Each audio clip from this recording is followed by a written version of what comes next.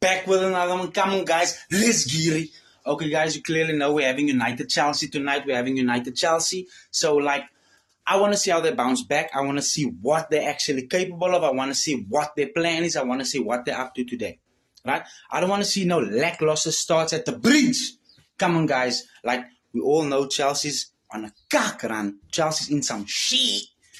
But definitely those men are like want to come back, want to show, okay, now we're playing United. You know what I mean? We can like, do something, pull up our socks. We got the quality. Wrong, bro. We need to stop them in their tracks, bro. We cannot slow down. I know it's top 5, right?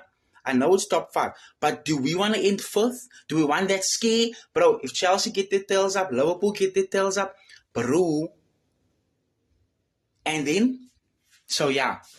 We don't want to be slipping down the pecking order. We don't know what Aston Villa is going to be up to. Come on now, guys. So, what's your predictions for tonight? Got to have a win. Come on, guys. Let's get it.